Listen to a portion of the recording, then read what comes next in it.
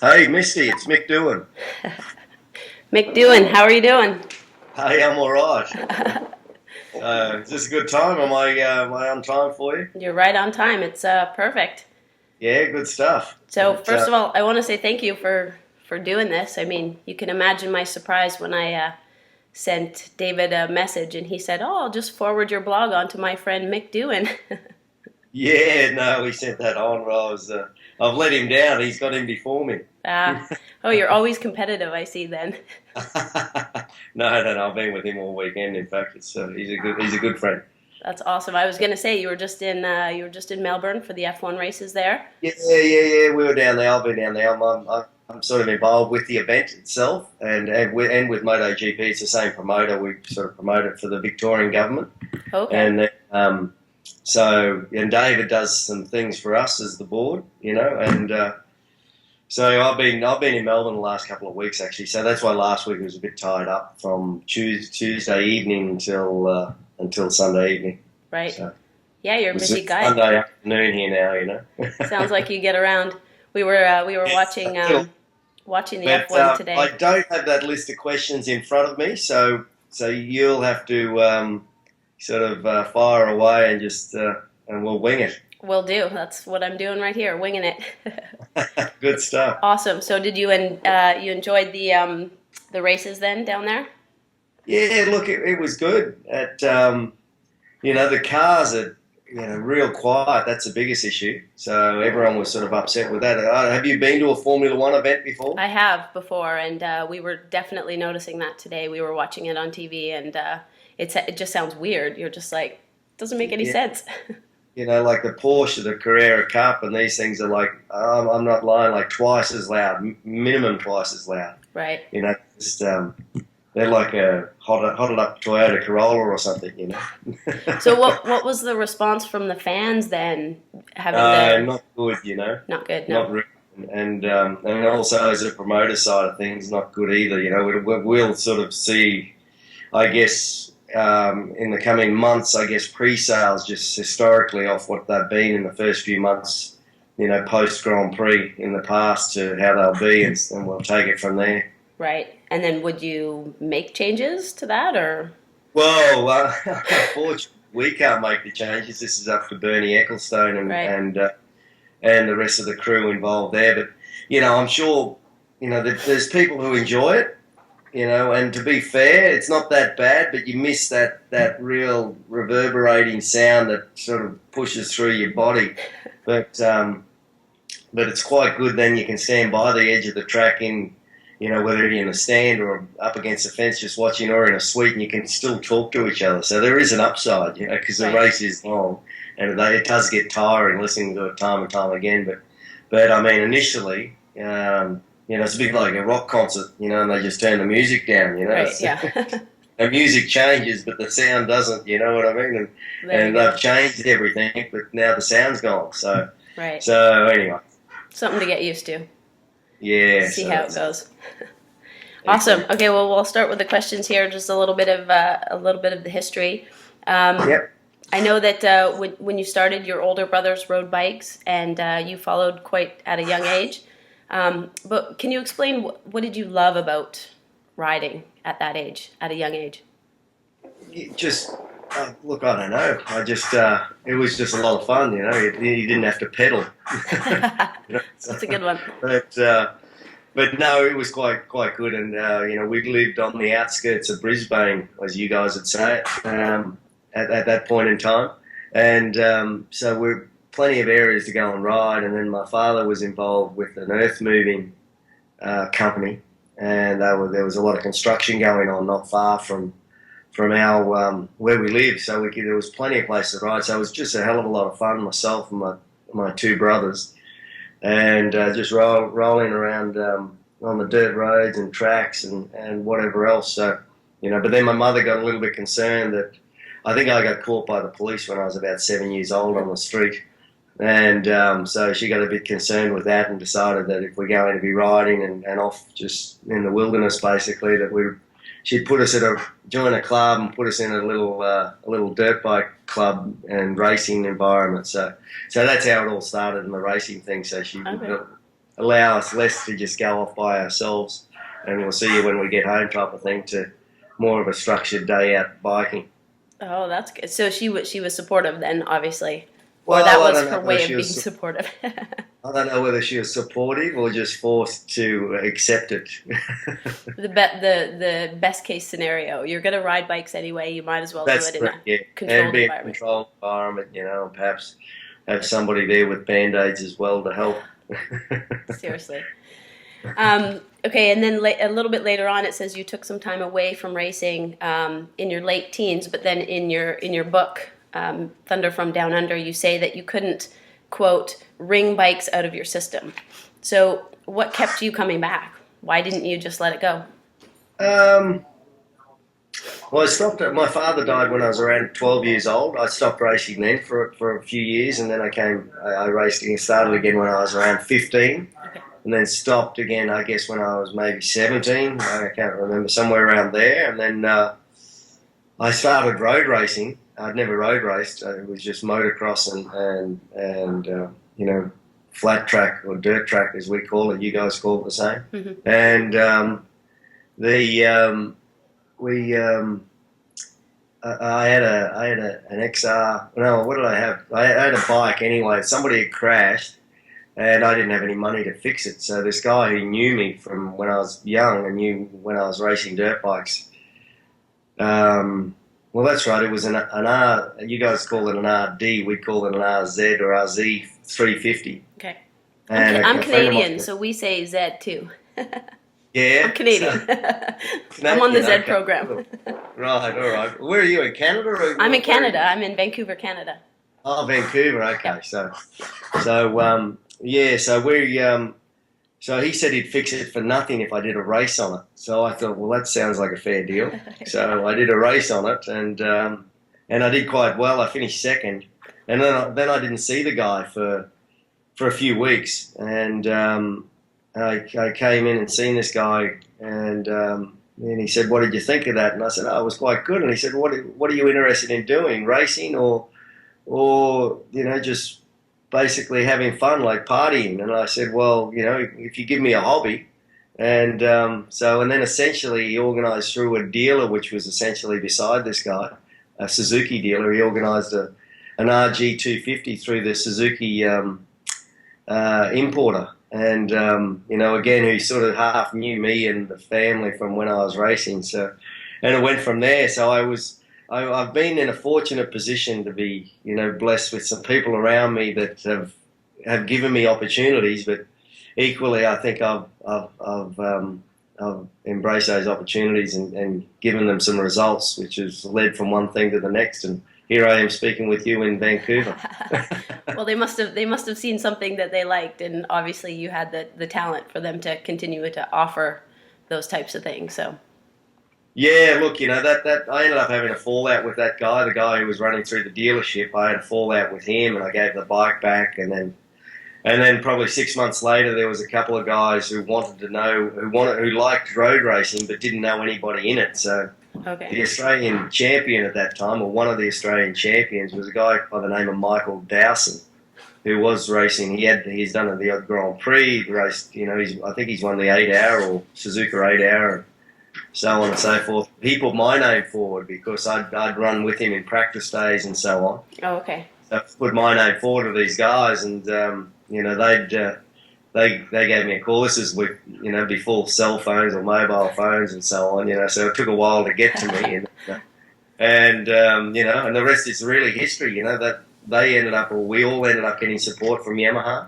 Okay. And within a couple of years, I was riding in Japan for Yamaha. Or basically, the following year, I was racing in Japan, and then riding Yamaha out here in Australia and factory Yamaha in Japan, and then the next year I'm riding Grand Prix Hondas in Europe. So she was all a bit of a quick experience of trying to understand and just trying to learn how to ride a road bike. I was still that was the thing, Right. You're like, what am I doing here? Well, that leads perfectly into the next question, because you came from a dirt background. So would you say that all the best road racers have a background in the dirt, or that dirt is necessary to help with your riding skills? Look, I don't know whether it's necessary, but certainly the good, especially in the past, guys have come from a dirt background or some sort of background that starts at an early age. If you look at Rossi, he doesn't necessarily have a dirt background, but he was racing those little mini motos when he was a kid. Right. So plenty of experience, a bike moving around underneath him, and a bit Lorenzo's the same. He's messing around on little dirt bikes, but on the road and doing this and that. But Marquez they're all quite capable on dirt bikes as well. But another guy is Max Biaggi, although he never had the success on the larger bikes, other than Superbike. But I mean MotoGP level. But he really didn't. He started road racing. I don't think he was racing before he was about 19 or something. And okay, right. And just went straight into that. So. But certainly it helps starting at a young age, even with the car guys. Just that feel and that stuff that you learn a lot of lessons and a lot of lessons that hurt. You know what I mean? Because on bikes, it's all about you learn by your mistakes. So right. And if you get them out of the way at an early age on dirt bikes, hopefully you can try and avoid those on the road bikes because it hurts generally a lot more. Well, I read in an interview somewhere where you were describing all the bones that you've broken in the past, and you said, quote, "I guess I never got good at crashing." So that's kind of a question. Do you think there's an art to crashing, or can someone crash better than somebody else? Or look, thankfully I never crashed enough to get it perfect, but it would have been nice to crash a little bit more so I could learn how to crash a little bit better. But there was sometimes I'd almost go a couple of seasons without crashing, but when I'd crash, I would really beat myself up. And but I don't know. All you can do. You ride. All you can do is try and relax. When you first. I remember some of my first crashes when road racing. You try and stand up and you try and do things, and you're still doing, 80 or 50 kilometres an hour or whatever. The next minute you start cartwheeling down the road. So. It's all those little things that you learn to just relax and wait until you're completely stopped and then feel to make sure everything's not broken, anything's broken. And, but, some of the guys, you look in the past like Barros and, I'm trying to think of somebody today. There's a few of them out there who crash almost every other day and they just pick themselves up, dust themselves off and away they go. Am I entertaining? So one of the things I really wanted to pin you down and discuss with you is the riding style that you had. So you had a really unique riding style at the height of your career with your body position and specifically with the amount of lean angle that you carried. So I'm a coach with the California Superbike School, and we'd call your riding style right now crossed up. You're leaning away from the bike, you're carrying a lot of lean angle. And I'm just wondering if you could describe that riding style with, how everybody's evolved and the riding style of today's GP champions. Yeah, I think for me it's more that today's style is more a lot of the guys now are coming through from the junior categories. When I say the junior, which was 125, 250, now Moto 3, Moto 2. And that's the type of style, the more the high corner speed type and a lot of lean angle for a long time. Whereas back in when I was racing and up until a few years ago, you wanted to be at maximum lean angle for the minimum amount of time. Mm-hmm. So you're pushing it down and then picking it back up.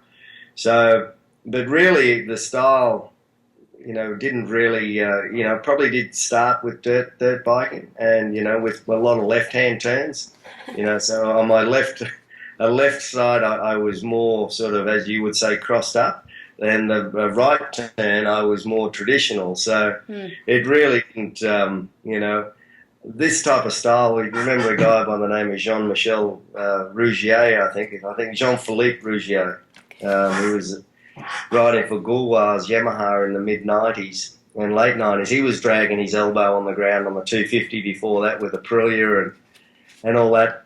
I don't know whether it's necessary. I don't know whether it's whether it makes life any easier if something goes wrong.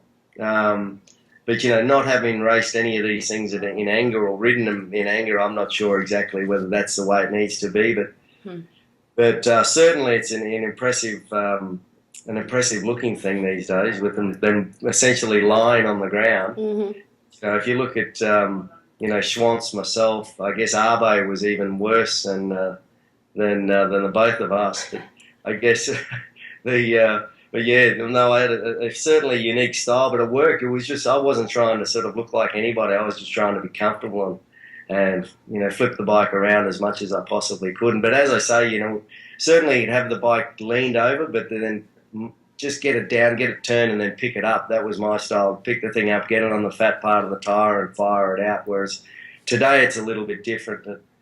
But if I can just sort of digress a little bit here, speaking to Lorenzo about these people, like whacking their legs off all the time going into turns, you don't see Lorenzo do that. Mm-hmm. Kevin Schwantz used to do it back when we used to race a little bit. It was mainly with the way he used to change the gears, the gearbox pattern he'd run, and to move his foot back out of the way.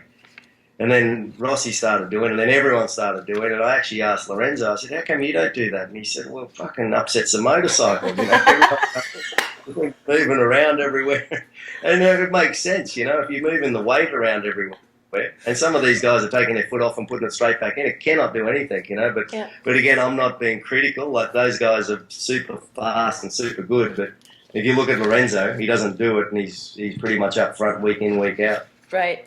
That's awesome that you said that, because I get that question all the time. Why do guys do that? And from a coaching standpoint, I can't see the benefit, and I never could. I would think, yes, it upsets the bike, and then you're not stable with your lower body. You're not locked onto the machine. I couldn't figure out the reason for it, but everybody seems to want to do it these days. So as I used to with Alpine Star, were my sponsor with the boots.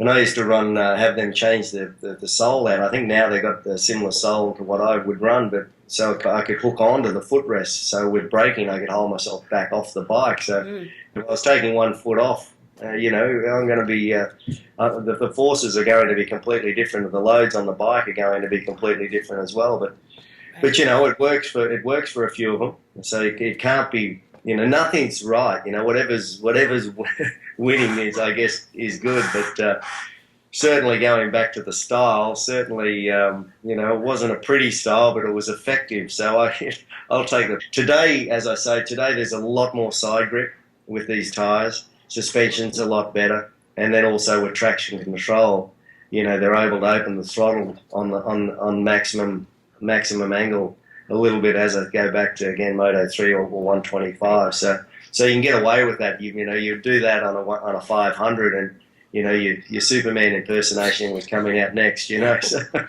Right. So that was one thing too I was going to touch on, is your thoughts on the electronic riding aids these days. Well, look, I think most riders would. I think the good riders would get away without them, and I think the also ran riders will still be good in qualifying, but again, once you see that now, qualifying is reasonably close, and then once the race comes, they can't hang on to it lap after lap, and it's been the same in the history anyway. But I think you would see in qualifying, the only difference would be the qualifying gaps would be a little bit different. The guys who can ride without all the electronic aids will get a little bit more out of the bike than the other guys are capable to do at the moment. But unfortunately, the manufacturers, they don't want to injure people, and they're a little bit too conservative. Japanese, the main manufacturers, they're conservative in nature. So I think if you left it up to the riders, they'd say let's get rid of it. But the Japanese just, they don't want to do it. Even when I had a little ride around Phillip Island the other year on one of the bikes there, and we used to traction control for us back on the 500s was your index finger on your left hand. You just pull the clutch in to remove the power, And I was running around with that, and I come in and oh, Mick, son, please don't touch the clutch, because the traction control, it won't work if you... Stop. That's my husband in the background. He's laughing his head off. So that so today you can't touch the clutch. Everything, once you get out of the pits or off the start, then you leave everything alone. The bike basically does it, and and they can dial in how much or how little they feel you need. So, Right. but you could certainly feel it, and I was quite thankful. I had quite a lot of it on at my age, running around the track. Right. Whatever.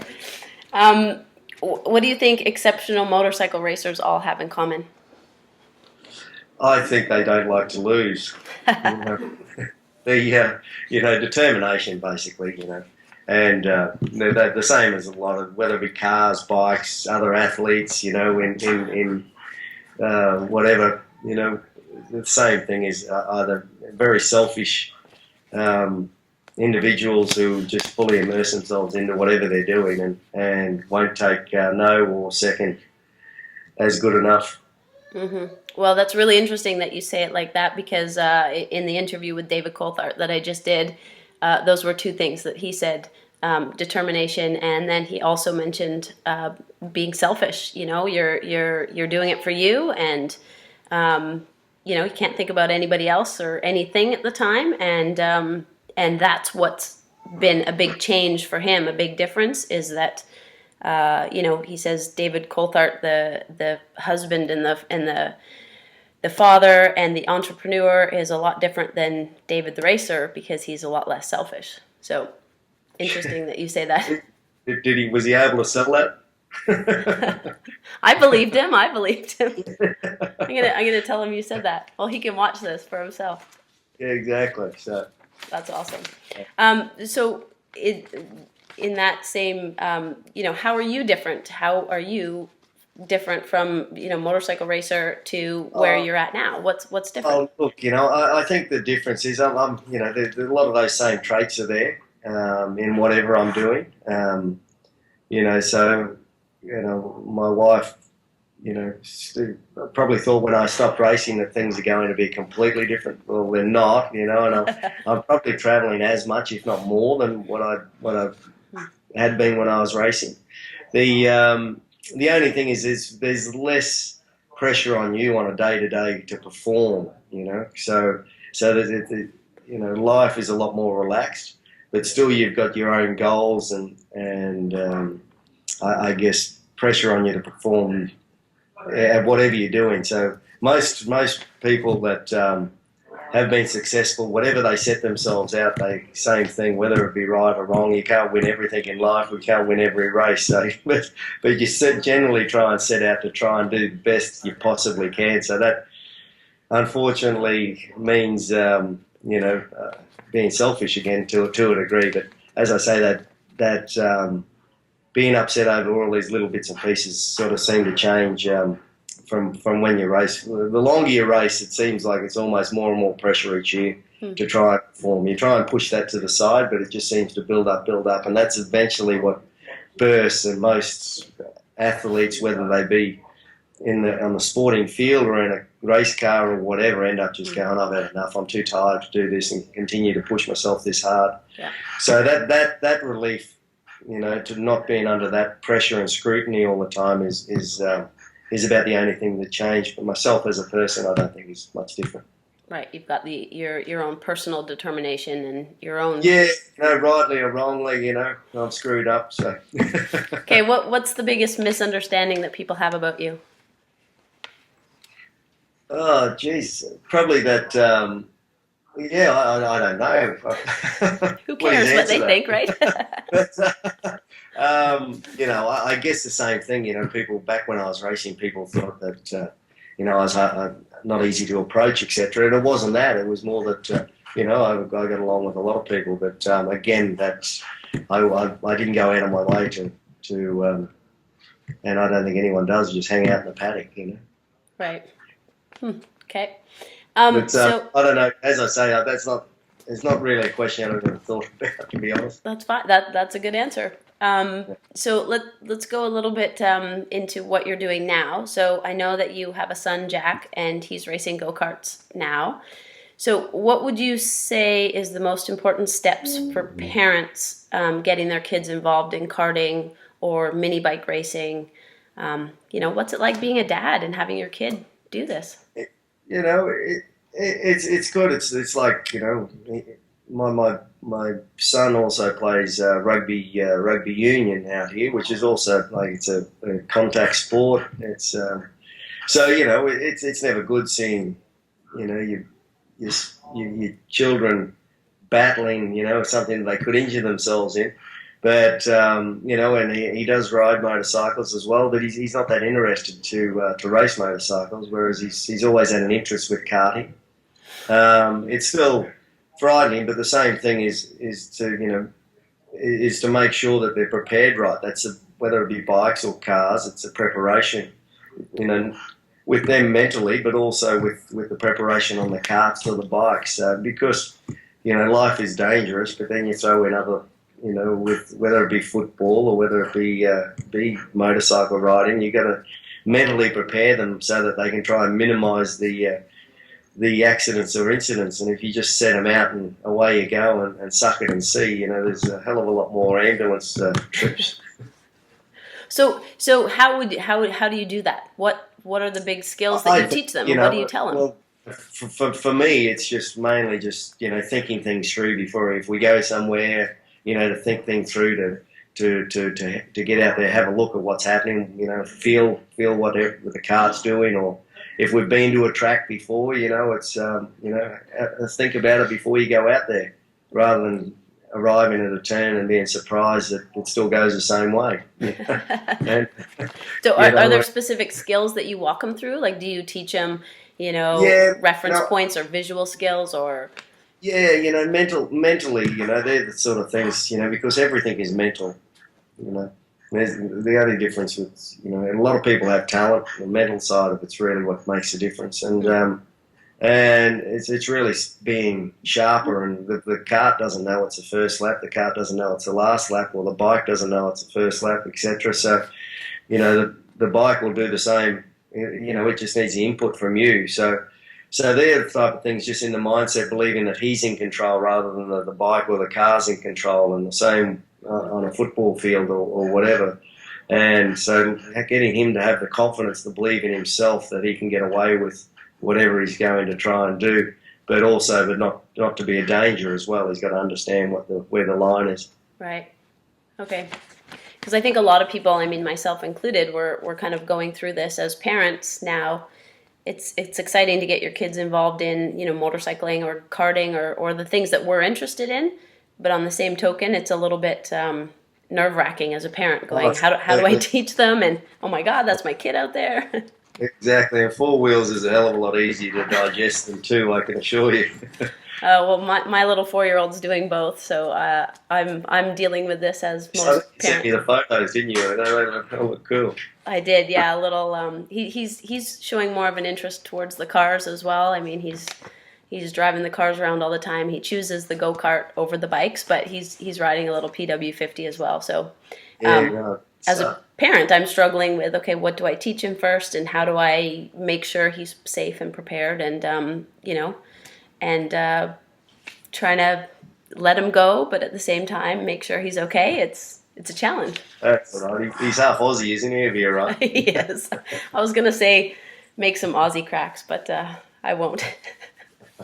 Okay, one last question, because I know you're busy guy. You're probably you got lots on the go. You're now involved in the Australian Karting Association on the board as the first chair. So what prompted you to get involved in that, as well as all the other things you do?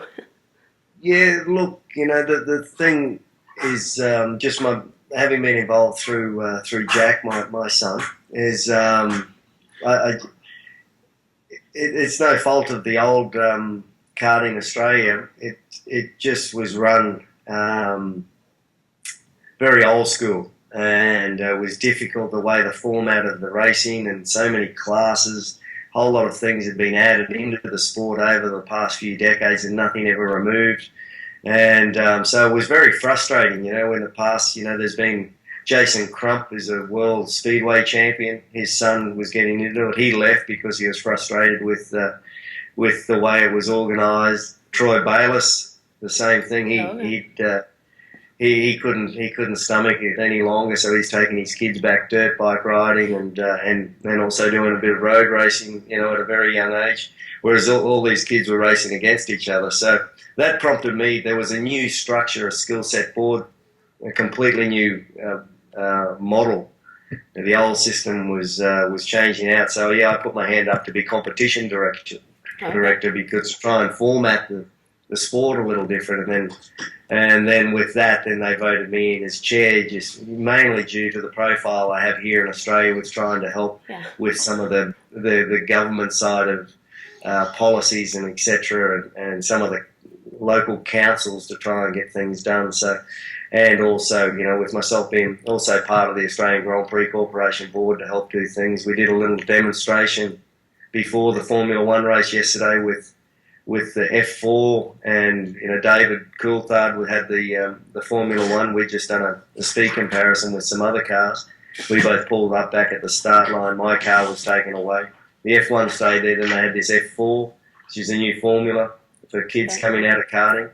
And then they had a few senior karts and then a few junior karts, of which my son was part of. So it was a pretty good spectacle and a good promotion for F1. But by being in the position I'm in, I'm able to, you know, push these things a little harder as well. So hopefully, you know, we can restructure.